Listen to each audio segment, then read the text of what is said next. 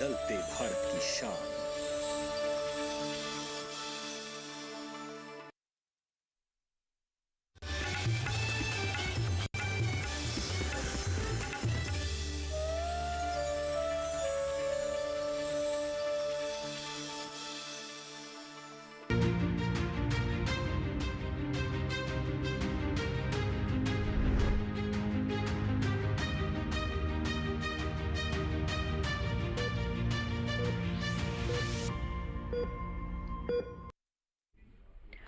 स्वस्थ राष्ट्र की कल्पना पर आधारित स्वस्थ किसान कार्यक्रम में आप सभी का स्वागत है।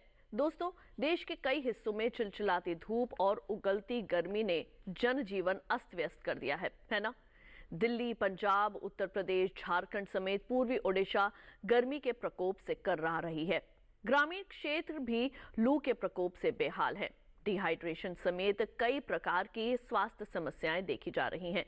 बता दें कि अधिक देर धूप के संपर्क में आने से आपको हाइपोथर्मिया हो सकता है, हीट स्ट्रोक हो सकता है, पेट से जुड़ी हुई बीमारियां हो सकती हैं, डिप्रेशन, एंजाइटी और भी कई प्रकार के इन्फेक्शन खतरा देखते रहते हैं। सूरज की सीधी पैराबीन किरणें आपकी आंख और त्वचा पर कई तरह के इन्फेक्शन का कारण बन सकती हैं, इसलिए बहुत ज्यादा जरूरत है सावधान और जागरूक रहने की। आज के कार्यक्रम में हम समझेंगे कि तेज गर्मी में किस प्रकार रखें हम अपने स्वास्थ्य का ख्याल।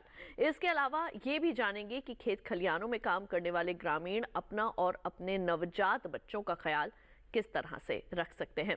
तो हमारे आज के स्वस्थ किसान कार्यक्रम का विषय है शरीर का तापमान बढ़ने से होने वाली समस्याएं, कारण, लक्षण, उपचार और जागरूकता। एक बार आपके लिए फिर से दोहरा दें, शरीर का तापमान बढ़ने से होने वाली समस्याएं, लक्षण, उपचार और जागरूकता। यदि आपको या आपके परिवार में किसी को तापघात या हीट स्ट्रोक से संबंधित कोई भी समस्या है, किसी अन्य बीमारी से आप परेशान हैं या फिर अपने स्वास्थ्य के बारे में आप कुछ भी जानना या पूछना चाहते हैं, तो बेहिचक आप हमें फोन कर सकते हैं। हमारे टोल फ्री नंबर्स हैं 1800113060, 1800113061 और स्वस्थ किसान live@gmail.com ये हमारा ईमेल आईडी है। इसके जरिए भी आप अपने प्रश्न हमें भेज सकते हैं।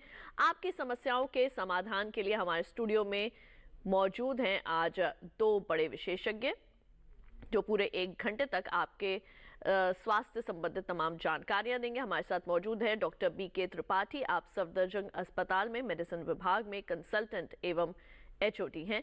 आपका स्वागत है। आपसे हम समझेंगे कि शुगर, BP और न्यूरो की दवा लेने वाले लोगों के लिए तेज धूप और गर्मी किस तरह से खतरनाक हो सकती है, कैसे करें बचाव। हमारे दूसरे विशेषज्ञ हैं डॉक्टर अनिल गुर्टू, आप लेडी हार्डिंग मेडिकल कॉलेज में मेडिसिन विभाग के पूर्व प्रोफेसर और HOD हैं। आपका भी स्वागत है। आप सनस्ट्रोक के लक्षणों पर प्रकाश डालेंगे और बताएंगे कि किन परिस्थिति में मेडिकल इमरजेंसी हो सकती है। तो बातचीत की शुरुआत करते हैं। पहले देखते हैं भीषण गर्मी के से बचने की नसीहत पर आधारित एक खास रिपोर्ट।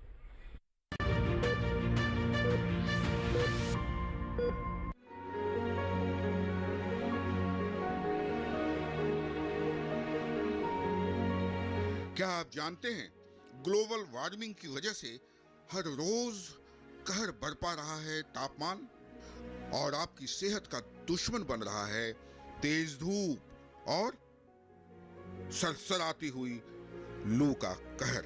जी हाँ, आम लोग तो आम लोग, बेचारे बेजुबान जानवर भी हाँफ रहे हैं। भीषण गर्मी और तपिश से खेतों में लगी सब्जियां भी जलने लगी है, मुरझाने लगी है।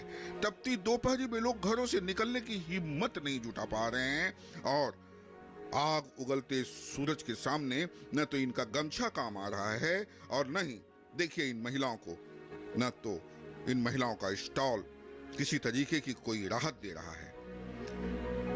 गर्मी का आलम यह है कि अस्पतालों में बुखार, उल्टी, दस्त और डायरिया के मरीजों की संख्या लगातार बढ़ रही है।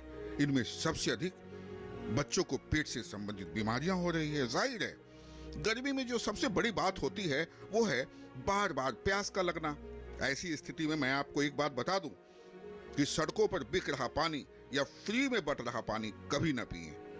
यह आपके सेहत के लिए नुकसानदेह साबित हो सकता है। जी हाँ, नुकसानदेह इसलिए कि इस तरह के पानी की न तो कोई गारंटी होती और न ही ये पूरी तरीके से सेफ होता है, जिसकी वजह से पेट खराब और डायरिया जैसी समस्याओं का खतरा तो रहता ही है।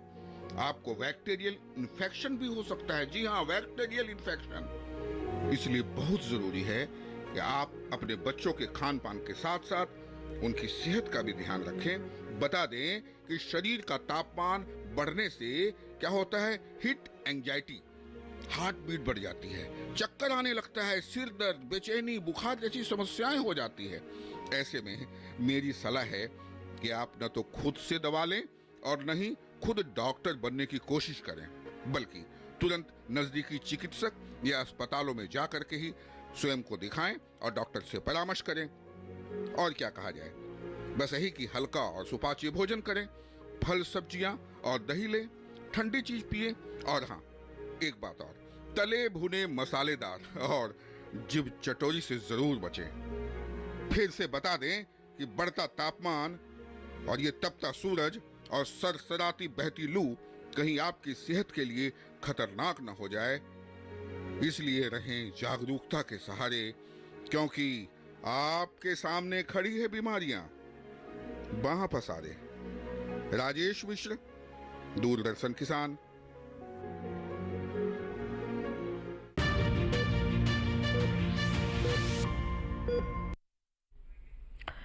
तो अभी आपने देखी एक ज्ञानवर्धक रिपोर्ट, और जैसे कि हम भी अपने हर कार्यक्रम के जरिए आप तक ये पहुंचाते रहते हैं बात कि अपना और अपने लोगों का जो है वो बहुत ज़्यादा रखिए ख्याल, क्योंकि अब जो गर्मी है वो एकदम आग उगलने लगी है। और जैसे कि आपने इस खास रिपोर्ट में भी देखा कि किस तरीके से आप अपना ख्याल रख सकते हैं। हालांकि आज हमारे साथ स्टूडियोज़ में हमारे दो बड़े विशेषज्ञ भी यहाँ पर मौजूद हैं जो कि आपको बताएंगे किस तरीके से इस तपती गर्मी में आप अपना और अपने लोगों का ख्याल रख सकते हैं। डॉक्टर त्रिपाठी, सबसे पहले तो आपसे ये जानना चाहेंगे कि जेठ का महीना अभी शुरू भी नहीं हुआ है और सूरज जो है वो आग उगल रहा है।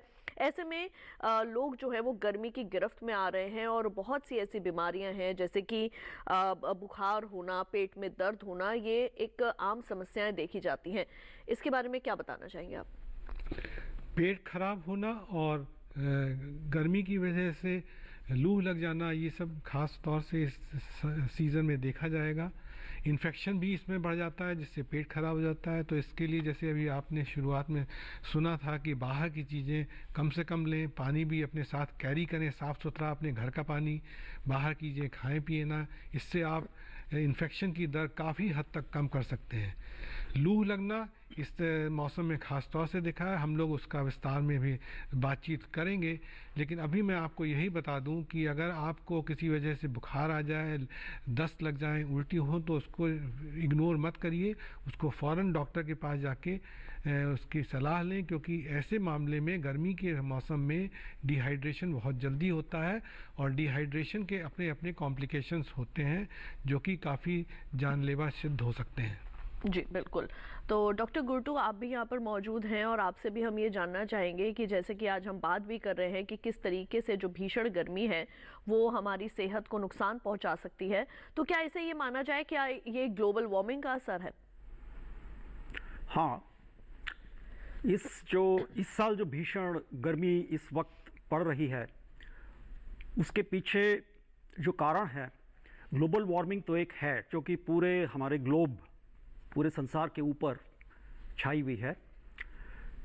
अब इससे इस वर्ष क्या हुआ है कि ग्लोबल वार्मिंग की वजह से जो अरेबियन सागर है और दूसरी तरफ जो बंगाल की खाड़ी है, बड़े बड़े समुंदर हैं, इनका जो तापमान है समुद्रों का वो बढ़ गया है, जो कि इस वक्त 30 से कम रहता है, 28 के आसपास डिग्री सेल्सियस। वो इस वक्त 2 डिग्री ज़्यादा है दोनों तरफ।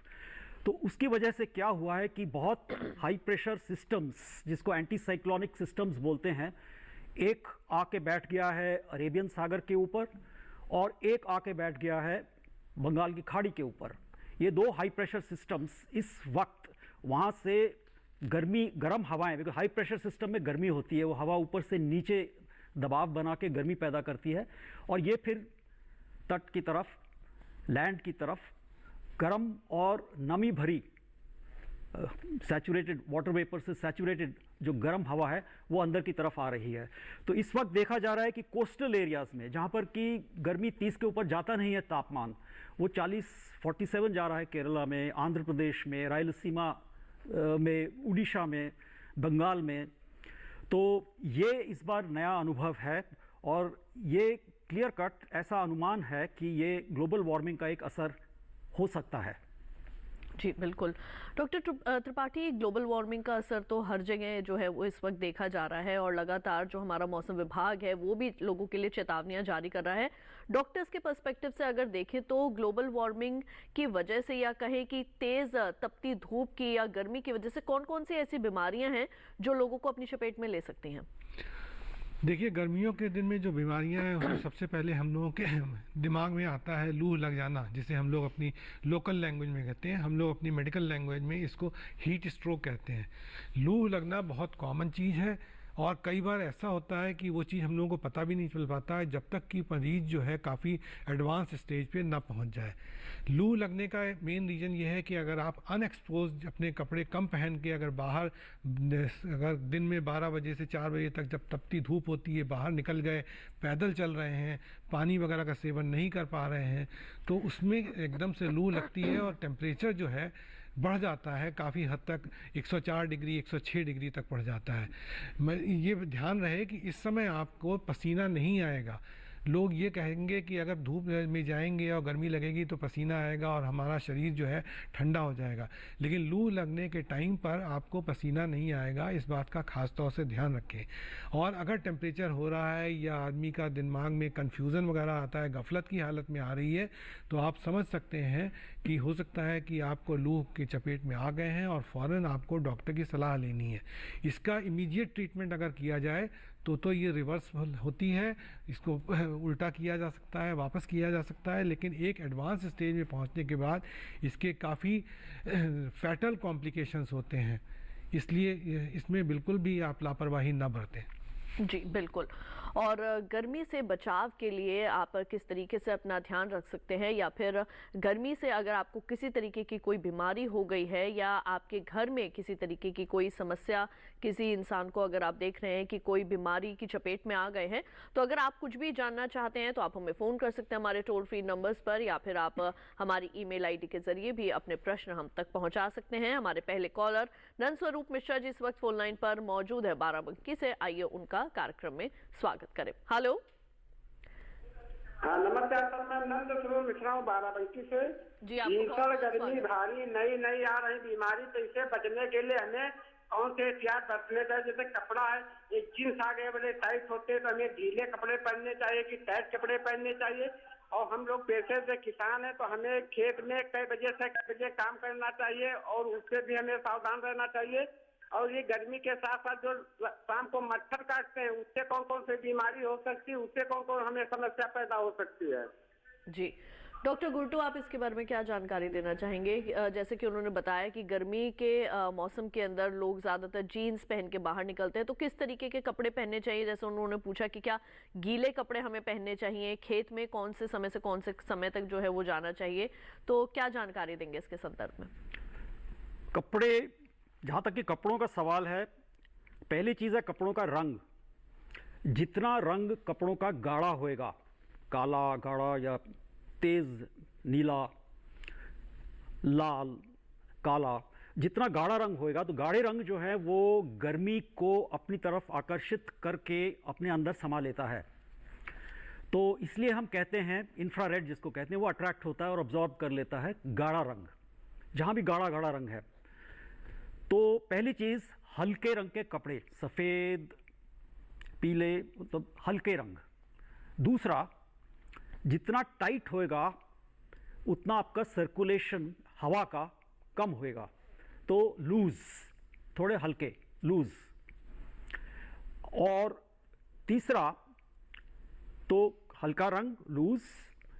जहाँ तक आपने बात कही गीला सूखा, वो भी बहुत ज़रूरी है, क्योंकि जब हमारा तापमान गर्मी की वजह से बढ़ने लगता है तो शरीर में मुख्य रूप से 4 तरीके होते हैं गर्मी को बाहर निकालने के। तो मुख्य रूप से जो सब में इफ़ेक्टिव और जल्दी आते हैं वो है इवेपोरेशन और दूसरा है कन्वेक्शन। इसके अलावा रेडिएशन, कंडक्शन है, वो नहीं जाएंगे हम। इवेपोरेशन मतलब जब हमें गर्मी लगती है, पसीना आता है। जब पसीना आता है तो पसीना क्या है? पानी है। वो गर्मी की वजह से भाप में बदलकर हवा में चला जाता है। और जब पसीना पानी जब भाप में बदलता है तो अपने साथ साथ शारीरिक गर्मी भी साथ ले जाता है, जिसको हम बोलते हैं लेटेंट हीट ऑफ वाटर। तो शरीर ठंडा होने लगता है। इसलिए पसीने आने का मुख्य कारण ये है कि हमारे शरीर को ठंडा रखता है। अब जैसे अभी डॉक्टर त्रिपाठी ने कहा थोड़ी देर पहले कि कई बार जब हीट स्ट्रोक होने वाला होता है तो पसीना आना बंद हो जाता है और इसीलिए गर्मी और बढ़ने लगती है। सेकंड्स के अंदर अंदर 104 के ऊपर चला जाता है फ़ारेनहाइट टेम्परेचर शरीर का, एक सेकंड में। इतनी जल्दी अगर जब पसीना आना बंद हो जाए तो पसीना कम होता है। तो अगर आप कपड़े को गीला रखेंगे, ऊपर कुछ गीली पट्टी या तौलिया लपेट लेंगे, थोड़ा गीला रहेगा जितना बाहर से, और उसके ऊपर हवा चले तो ठंडक पहुंचती है और तापमान कम होता है। तो थोड़ा गीला रखना, खासकर सिर के ऊपर जो कपड़ा लपेटते हैं उसको। और वो फिर जो गर्मी का सूर्य का जो ताप है, तापमान है, वो सब में अधिक होता है 11 बजे के बाद से शुरू होता है और 3 बजे के लगभग 3 बजे तक कम होने लगता है। तो 11 और 3 ये दोपहर का वक्त, जहां तक हो सके बाहर ना निकलें। धूप में निकलना भी है तो पानी पी के निकलें, 2 गिलास पानी पी के, और हर आधे घंटे में 1 गिलास पानी पीते रहें, थोड़ा थोड़ा आधे आधे घंटे में। बिल्कुल। हमारे अगले कॉलर देवीलाल चंदेल जी इस वक्त मौजूद है फोन लाइन पर। आइए उनका सवाल शामिल करें। हेलो। हाँ जी मैडम, मैं बिहार से बोल रहा हूँ। जी, आपका बहुत बहुत स्वागत है। आपने राजस्थान से फोन किया, अपना प्रश्न पूछिए, क्या जानना चाहेंगे? जी धन्यवाद मैडम। मेरे ये समस्या ये है कि मैं 2 साल पहले खेत में काम करते हुए हीट स्ट्रोक का शिकार हुआ था। तो उसके बाद मैं मतलब जैसा कि धूप में बिल्कुल नहीं निकल पाता हूँ। मैं गर्मी के मौसम में धूप में बिल्कुल धूप सहन ही नहीं होती है जी। चक्कर आता है मेरे को, प्यास लगती है, दम घुटता है अगर धूप में निकलता हूँ तो। और कितने समय से ये समस्या देख रहे हैं आप? ये 2 साल हो गए मैडम। 2 साल से। बिल्कुल। डॉक्टर त्रिपाठी क्या बताना चाहेंगे? ब्लड प्रेशर है मुझे, डायबिटीज का पेशेंट हूं। हाँ, मैं समझ गया आपकी बात। एक बार मैं आपको बता दूं, अगर आपको एक बार हीट स्ट्रोक हुआ है 2 साल पहले, तो इसका कोई रेजिडुअल इफेक्ट नहीं रहता है। मतलब ये देखा जाए कि एक बार हुआ हीट स्ट्रोक तो अगले साल बिना धूप में जाए फिर से स्ट्रोक हो जाएगा या तीसरे साल हो जाएगा, ऐसा नहीं होता है। लेकिन जो आपकी प्रॉब्लम आपने डिस्कस की, जो बताई मुझको, वो बिल्कुल जेन्युइन है। डायबिटीज़ और ब्लड प्रेशर के मरीजों को जो हीट स्ट्रोक है या कहें धूप का असर जो है बहुत जल्दी होता है। उनके अंदर अगर डिहाइड्रेशन होगा, पानी की कमी होगी, तो डायबिटीज़ के बहुत सारे कॉम्प्लिकेशन उसमें डेवलप होंगे। ब्लड प्रेशर में भी होगा। तो जो आपकी जो सिम्टम्स हैं, जैसे आपको धूप में ना निकलना और अगर निकले तो चक्कर आने लगना, ये हीट स्ट्रोक से लिंक नहीं है, बल्कि आपकी जो बीमारियां हैं डायबिटीज़ और ब्लड प्रेशर की, और हो सकता है अगर आपको हार्ट की भी बीमारी है तो उससे ये लिंक्ड होता है। तो मैं आपको ये सलाह दूंगा कि आप इसका पूरी तरह से इलाज करें, डायबिटीज़ को कंट्रोल करें, ब्लड प्रेशर को कंट्रोल करें, और 12 से 4 या के टाइम पे आप धूप में बिल्कुल ना निकलें। अगर निकलें तो पानी लेके निकलें। साइकिल लंबी दूरी तक साइकिल ना चलाएं, लंबी दूरी तक पैदल ना चलें, और शेड में रुकें। अगर आप ये प्रिकॉशंस लेंगे तो मुझे नहीं लगता कि आपको ये प्रॉब्लम जो अभी आपने बताई वो दोबारा होगी। बिल्कुल। डॉक्टर त्रिपाठी, यहाँ पर एक प्रश्न और मैं आपसे पूछना चाहूँगी। जैसे लोग गर्मी में बाहर से अपने घर के अंदर आते हैं और आते ही एसी चलाते हैं या फ्रिज का ठंडा पानी पीते हैं, तो इसका भी कोई दुष्प्रभाव क्या हमारे शरीर पर पड़ सकता है? ये चीज़ें डायरेक्ट अवॉइड करना चाहिए, क्योंकि अगर एकदम से आपने ठंडा पानी लिया तो बॉडी का टेम्परेचर जो अभी तक हाई लेवल पे सेट था वो एकदम से कम होगा और उसमें डिस्पैरिटी क्रिएट होगी। तो उसकी वजह से आपको एलर्जी की अगर प्रॉब्लम है वो हो सकती है, या सांस में प्रॉब्लम हो सकती है। तो अगर आप एक बार बाहर धूप में काफ़ी देर रहने के बाद घर में आएँ तो जिसको हम लोग कहते हैं एक्लिमेटाइजेशन, वो करें। करीब 15-20 मिनट रुकें, या अगर बेहतर यही होगा कि आप फ्रिज का ना पानी ना लेके नॉर्मल टेम्परेचर अगर रूम टेम्परेचर पे या सुराही का पानी लें, उससे ज़्यादा अच्छा रहेगा। पंखे के नीचे बैठें और उसके बाद जब थोड़ा सा 15-20 मिनट गुजर जाएं तब आप अपना एसी ऑन करें या फ्रिज का या बर्फ़ का कोई और पेय पदार्थ ले सकते हैं। बिल्कुल। हमारे अगले कॉलर डॉक्टर प्रदीप साहू इस वक्त फोन लाइन पर मौजूद है मध्य प्रदेश से। आइए उनका सवाल लेते हैं। हेलो। हेलो। हेलो, हाँ मैडम, मैं भोपाल से प्रदीप बोल रहा हूँ। जी, आपका बहुत बहुत स्वागत है। आप अपना प्रश्न पूछिए, क्या जानना चाहेंगे? मैं डॉक्टर साहब से ये जानना चाहता हूँ, दोनों डॉक्टर जो भी देना चाहें जवाब। मैं ये जानना चाहता हूँ, डॉक्टर साहब ने अभी कहा कि ग्लोबल वार्मिंग की वजह से टेम्परेचर बढ़ रहा है, तो एक ठीक है, गर्मियों में टेम्परेचर बढ़ना और बॉडी का टेम्परेचर बढ़ना, एक तो ये हो गया, इसका रख रखाव या इसकी प्रिकॉशन कैसे की जाए। और दूसरा ये है कि जब शरीर में खुद का मेटाबॉलिक डिसऑर्डर होता है या कोई बुखार आता है या कोई टाइफाइड होता है या दूसरी वजह से शरीर का टेम्परेचर बढ़ता है, तो इस टेम्परेचर की वजह से जो गर्मियों में टेम्परेचर बढ़ रहा है और वो बुखार से जो टेम्परेचर बढ़ता है, इन दोनों में की प्रिकॉशन में क्या फर्क है? दोनों को मेडिसिन लेवल पर उसका मेडिकेशन किस लेवल पे किया जाता है? जी बिल्कुल, डॉक्टर गुर्टू क्या बताएंगे इसके बारे में? तो आपका जो मुख्य मूल सवाल है वो यह, जहाँ तक कि मैं समझा, वो यह है कि जो एक बुखार की वजह से हमारा शारीरिक टेम्परेचर बढ़ता है और हीट स्ट्रोक की, लू लगने से जो टेम्परेचर बढ़ता है, उनमें क्या मुख्य रूप से क्या फ़र्क है और कैसे उनको अलग अलग तरीक़ों से हैंडल किया जाए। तो ये एक बात समझिए कि जो आम बीमारियों से बुखार जो होता है, बीमारी वाला बुखार, ये जो टेम्परेचर का बढ़ना है, ये बाहर की चीज़ों से बढ़ता है जो हमारे सिस्टम में है, और इसका असर पैरासीटामोल कर देती है। पैरासीटामोल है उसका, इससे टेम्परेचर कम कर देगी, वो ठीक हो जाएगा। लेकिन जो लू लगने से हीट स्ट्रोक होता है और तब तापमान शरीर का बढ़ता है, उसमें पैरासीटामोल असर नहीं करती। उसका इलाज होता है जो आप घर में भी कर सकते हैं, अगर आप जानते हैं, जब तक आप अस्पताल नहीं पहुंचते, गीला करना शरीर को, और पंखा, तेज़ हवा किसी भी प्रकार का, अगर एसी नहीं है तो कोई बात नहीं, तो एक सारे कपड़े निकालकर एक गीला कपड़ा, चादर या हल्का गीला कपड़ा रख दीजिए, शरीर के ऊपर ढक दीजिए, और ऊपर से पंखा या साइड से कूलर, कोई हवा बहे ऊपर गीले कपड़े के ऊपर, तो फिज़िकल रूप से तापमान कम होता है, पैरासीटामोल से नहीं होएगा। और जैसे अभी बताया, इसमें शरीर जो है बिल्कुल गर्म और खुश्क और बिल्कुल पसीना आना बंद हो जाता है। जो बुखार और होता है बीमारियों से, उसमें पसीना बहुत आता है, पैरासीटामोल काम करता है। हाइड्रेशन तो दोनों में ही काम करेगा, डिहाइड्रेशन, लेकिन डिहाइड्रेशन हीट स्ट्रोक में बहुत ज़्यादा होता है, अक्सर उसके लिए नली से आईवी देना पड़ता है। जी बिल्कुल, और इसी विषय पर चर्चा आगे भी जारी रहेगी। फिलहाल वक्त तो चला है एक छोटे से ब्रेक का, जल्द लौटेंगे वापस। आप कहीं मत जाइए, देखते रहिए हमारा लाइव फोन कार्यक्रम स्वस्थ के साथ।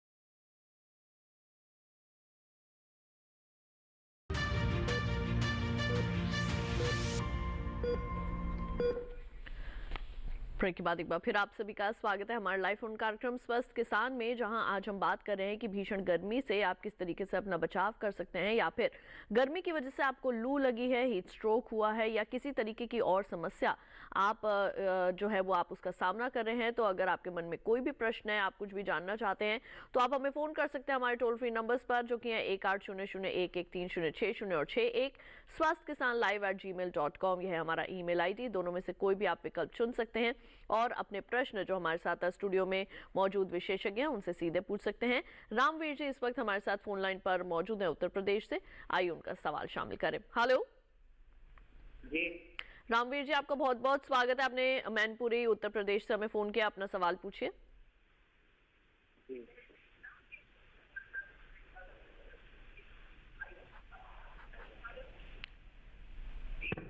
रामवीर जी सवाल पूछिए अपना।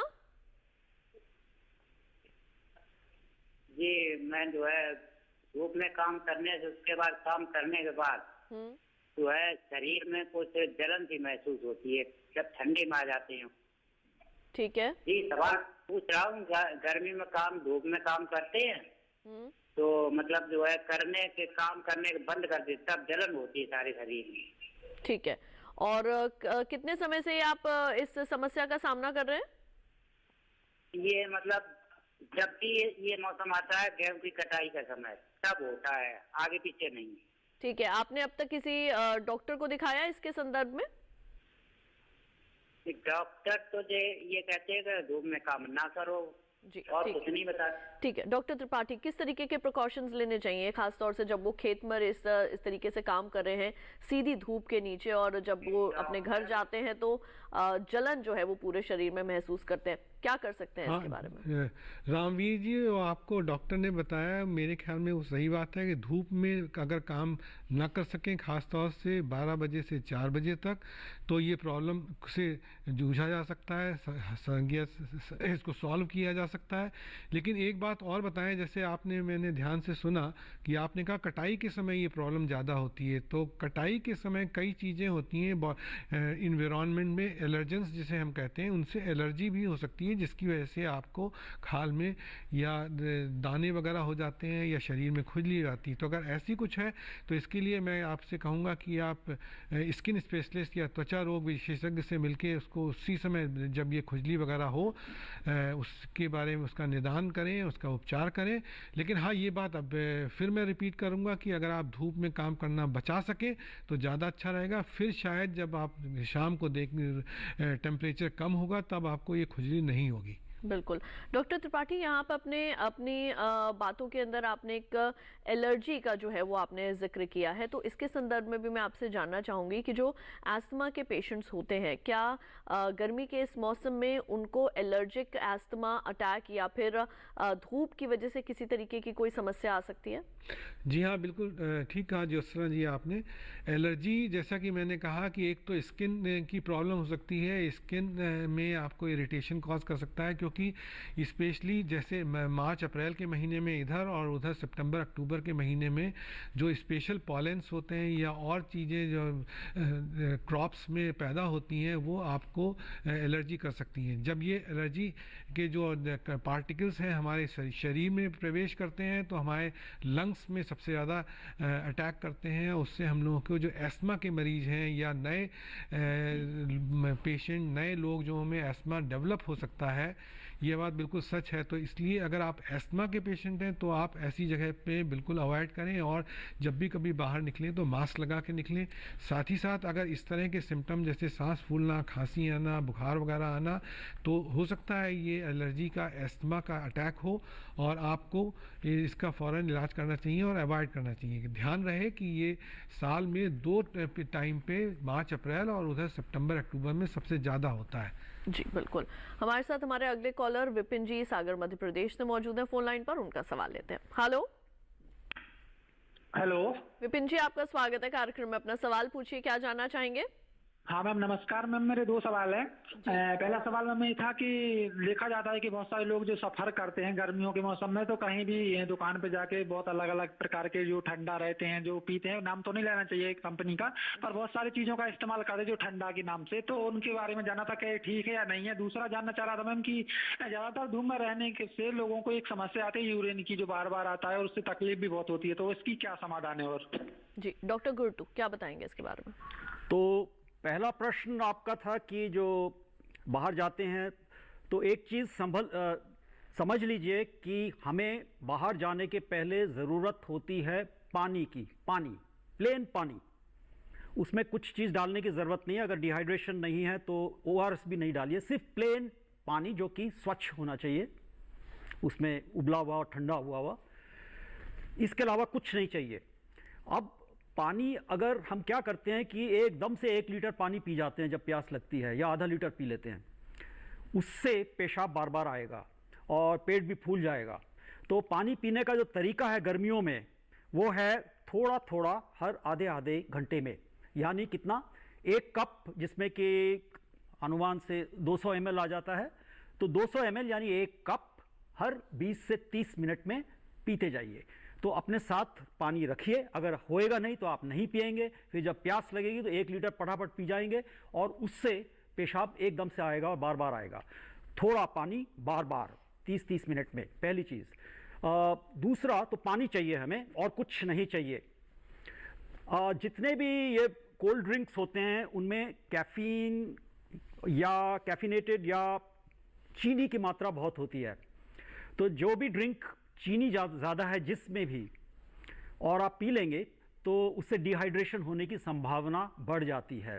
तो इसलिए कैफिनेटेड शुगरी चीनी वाले ड्रिंक्स नहीं पीने हैं गर्मियों में। जब बाहर जाते हैं पानी पीना है, ज़्यादा से ज़्यादा आप उसमें ORS का घोल डाल सकते हैं, वो भी एक बारी, उससे ज़्यादा ज़रूरत नहीं है नॉर्मल आदमी को। तो ये रही बात आपके दोनों सवालों की। जी बिल्कुल डॉक्टर त्रिपाठी, जैसे कि देखा जाता है आमतौर पर कि जब गर्मियों का मौसम आता है तो लोगों को न्यूरोलॉजिकल प्रॉब्लम्स जो है वो थोड़ी ज़्यादा होने लगती हैं, जैसे माइग्रेन की समस्या है। तो ऐसे में अच्छा जीवन जीने के क्या गुण हैं जो वो लोग अपने आप से सीख सके, खासकर अगर हम बात करें गर्मी के इस मौसम में या फिर किसी भी मौसम के लिए? हाँ, ये बात बिल्कुल सही है कि गर्मियों के मौसम में माइग्रेन या और न्यूरोलॉजिकल प्रॉब्लम्स बढ़ जाती हैं। उसका मेन रीज़न यही है कि शायद उनमें डिहाइड्रेशन की स्थिति उत्पन्न हो जाती है, पानी की कमी होती है जिससे खून जो है गाढ़ा हो जाता है, इसलिए ब्लड सर्कुलेशन वगैरह में अड़चन आती है। इसलिए हो सकता है कि वो ब्रेन में ब्लड सप्लाई कम हो जाती है। तो इस बात का सबसे ज़्यादा ध्यान रखना चाहिए कि किसी भी कीमत पे, इवन अगर आप बाहर नहीं भी गए हैं और आपको लूह नहीं भी लगी है, फिर भी आपको पानी का सेवन करते रहना चाहिए, घर पे रहना चाहिए। क्योंकि गर्मियों के दिन में हम लोगों की जो पसीना निकलना की दर या स्वेटिंग कहीं बढ़ जाती है। अगर आप धूप में नहीं भी हैं तो उसको कंपनसेट करने के लिए हम लोगों को पानी पीते रहना चाहिए हर समय पे। अगर पानी नहीं पिएंगे तो ब्लड गाढ़ा होगा, उसके 1000 कॉम्प्लिकेशंस पैदा होंगे।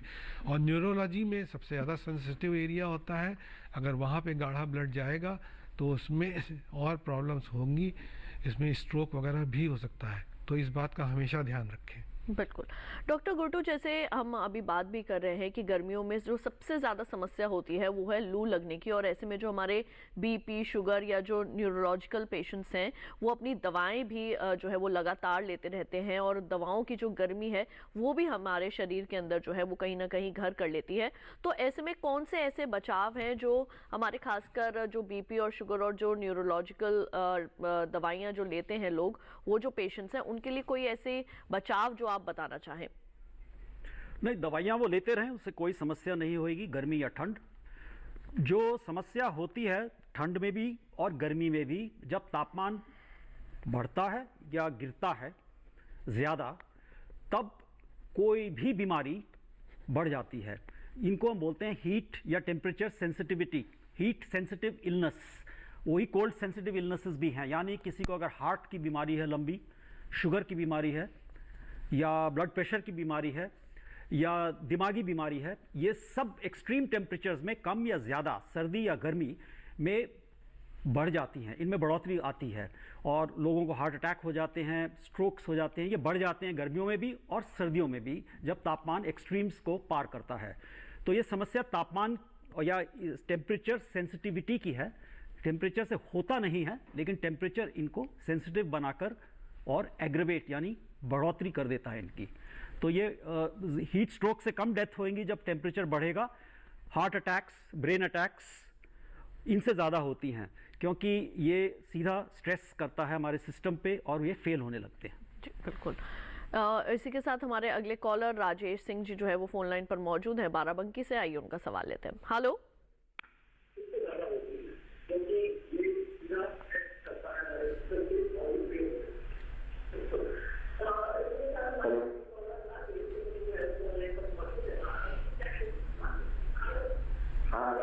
राजेश जी, आपका स्वागत है। अपने टीवी की आवाज को पहले बिल्कुल बंद कर दीजिए, उसके बाद ही आप अपना प्रश्न पूछिए। जी जी, अब सवाल पूछिए। जी मैम, सवाल मेरा ये है सर, मैडम की मैं करना किसान हूँ, बाराबंकी हूँ, इनसे बोल रहा हूँ। और मेरी समस्या ये है सर कि यह धंधे का सारा काम गर्मियों में होता है अब गर्मी के जहाँ जैसे बुराई है, सिंचाई है, तो ये सब बराबर हमें करना पड़ता है धूप में।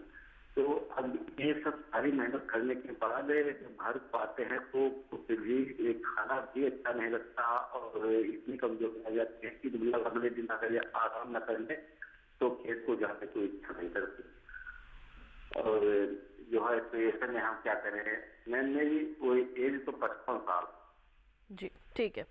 तो डॉक्टर त्रिपाठी क्या बताना चाहेंगे, जब वो खेतों में ही सबसे ज़्यादा जो है वो काम करते हैं और इन्हीं महीनों में, अप्रैल मई के महीनों में जो है वो खेतों में सबसे ज़्यादा काम होता है, वो ही कहते हैं कि जब हम खेत से घर आते हैं तो खाना खाने का बिल्कुल मन ही जो है वो नहीं करता है और ऐसी समस्या काफ़ी समय से जो है वो उनके साथ चल रही। क्या बताना चाहेंगे? 55 साल उनकी उम्र है।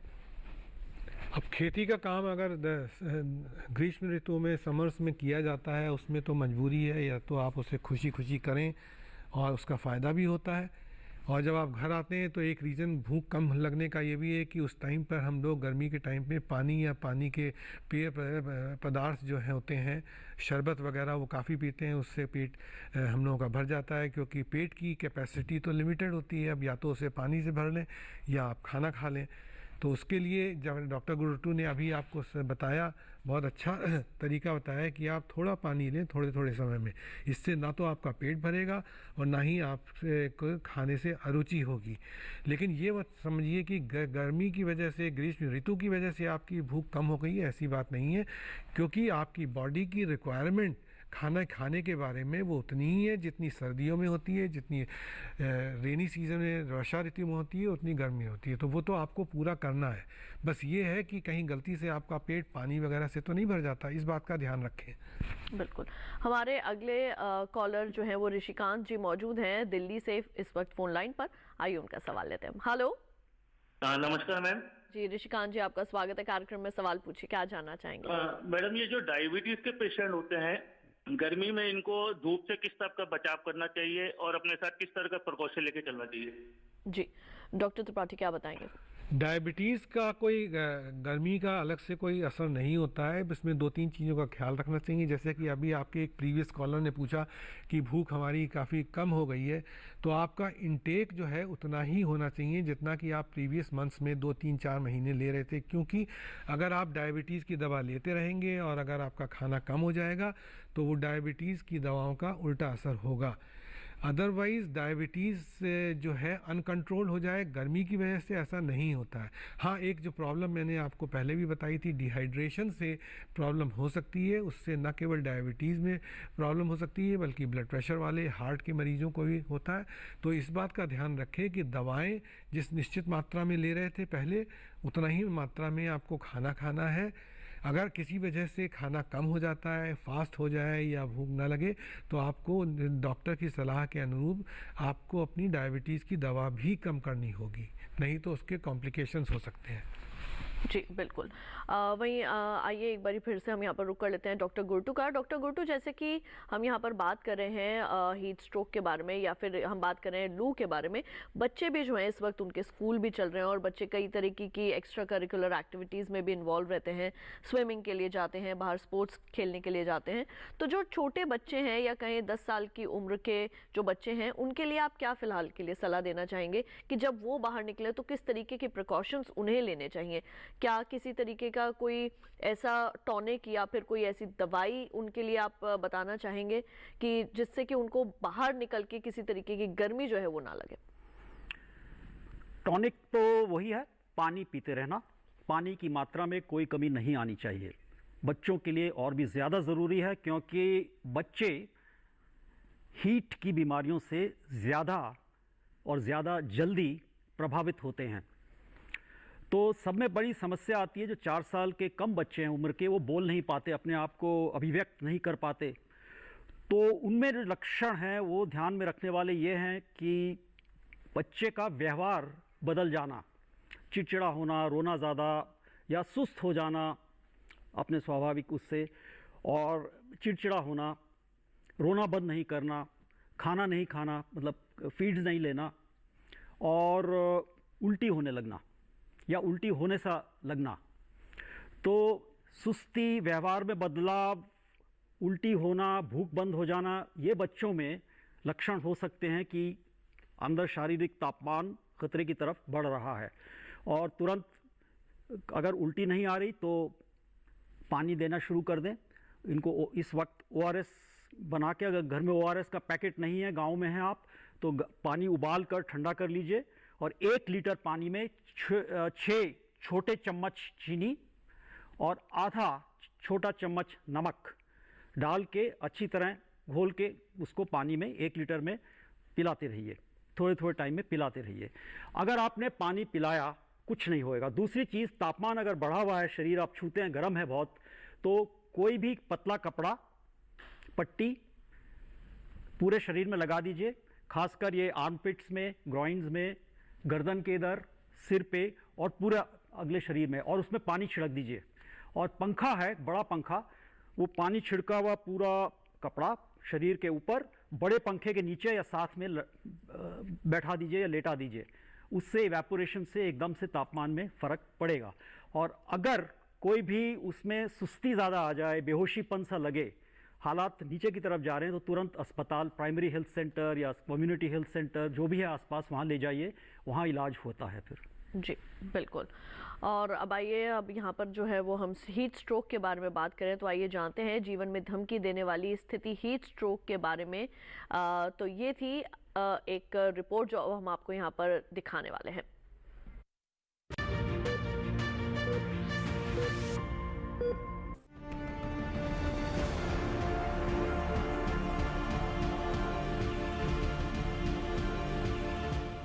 सारी दुनिया में हंगामा बरपा है और बहुत तेजी से धरती की आबोहवा बदल रही है। जहां ग्लेशियर पिघल रहे हैं और समुद्र में पानी बढ़ रहा है, वहीं नदियां सूख रही हैं।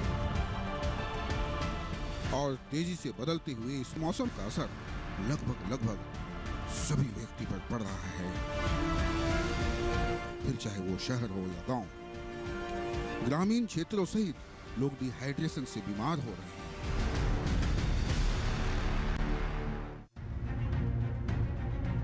गौरतलब है कि तेज धूप से जहां इलेक्ट्रोलाइट के असंतुलन की शिकायत हो जाती है, वहीं सूरज से निकलती सीधी पराबैंगनी किरणें आंख और त्वचा को भेदने से भी बाज नहीं आती।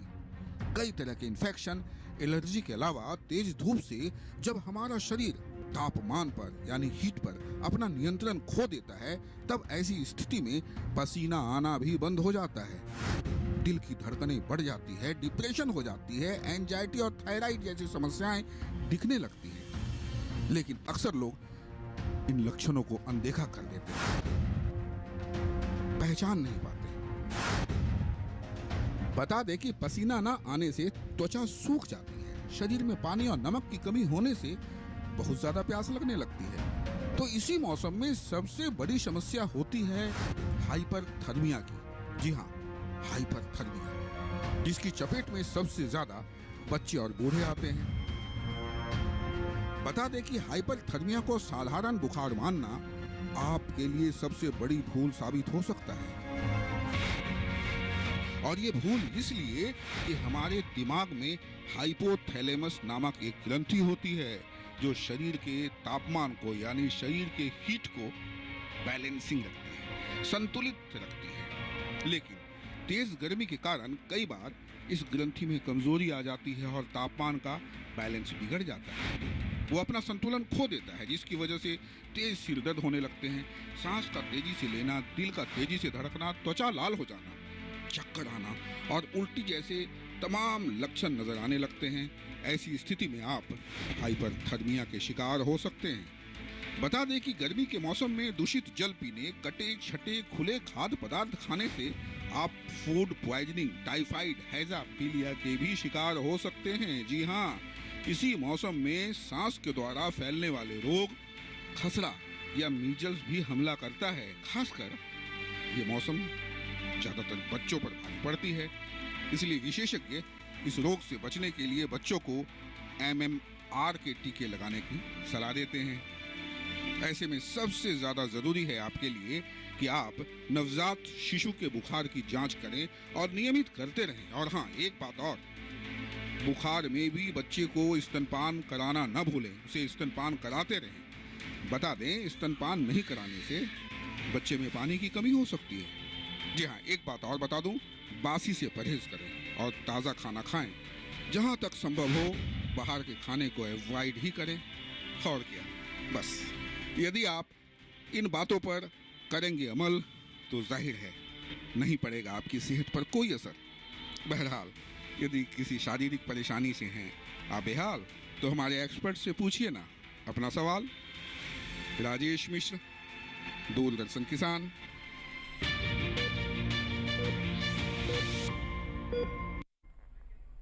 तो ये थी आपकी जागरूकता से भरपूर एक खास रिपोर्ट, क्योंकि हमारा मकसद है हर हाल में आपको स्वस्थ रखना।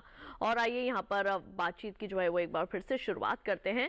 डॉक्टर गुरटू, गर्मी में हाइपरथर्मिया क्या है? जैसे कि अभी हमने यहाँ पर एक ये जो पैकेज चला था, जो रिपोर्ट देखी हमने, उसमें भी जाना, तो आप थोड़ा सा बताइए कि क्या है गर्मी में हाइपरथर्मिया और इससे बचाव जो है वो किस तरीके से किया जा सकता है? हाइपरथर्मिया का मतलब शारीरिक तापमान 104 डिग्री फ़ारेनहाइट से या 40.01 डिग्री सेल्सियस से ज़्यादा होना। इसके कई कारण हैं, मलेरिया से लेके अनेक बीमारियों तक, स्ट्रोक तक। हम इस वक्त एक ही कारण पर अपना सारा ध्यान केंद्रित कर रहे हैं, वो है हीट स्ट्रोक और या सन स्ट्रोक। इसका कारण होता है सूरज की गर्मी।